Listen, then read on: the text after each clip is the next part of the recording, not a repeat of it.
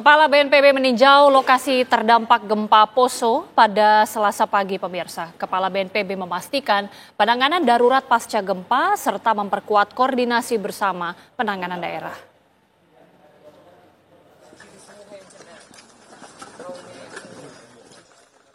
Kepala BNPB beserta anggota Komisi 8 DPR RI dan rombongan meninjau beberapa bangunan rusak akibat gempa yang terjadi pada Minggu 17 Agustus.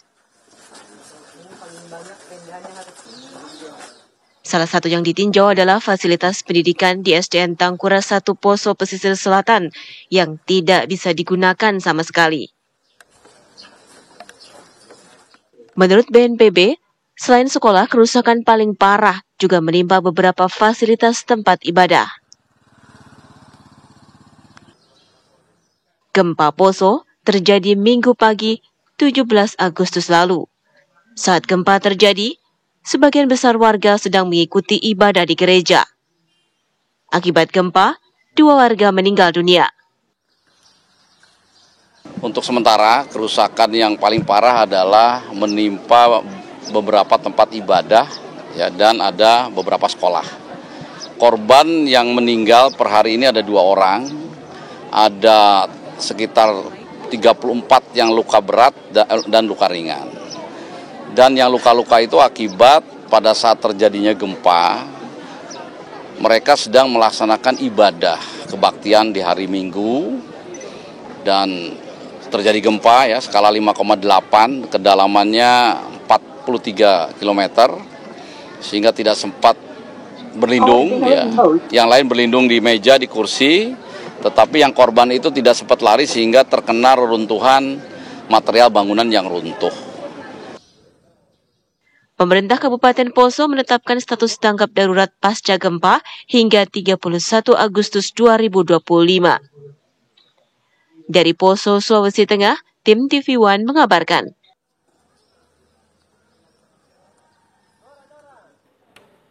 Bagaimana kondisi terkini pasca gempa magnitudo 5,8 di Poso, Sulawesi Tengah? Kami ajak Anda bergabung bersama dengan Putri Lestari yang sudah berada di lokasi. Putri, bagaimana kondisi terkini di sana saat ini?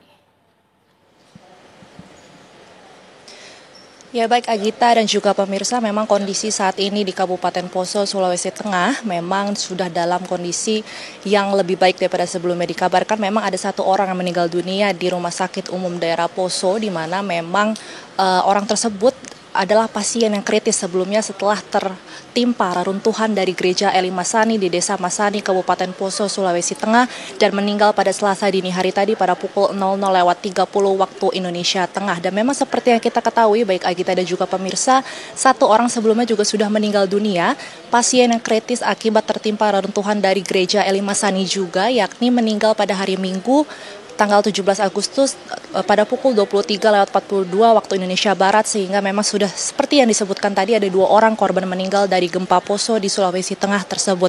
Dan memang Agita dan pemirsa, apabila bisa saya jelaskan kondisi di sini, semalam tadi kami tim TV One menginap di sebuah penginapan yang ada di sekitar Poso, dan kami masih merasakan adanya gempa susulan, dan di mana gempa susulan tersebut dengan magnitudo 36.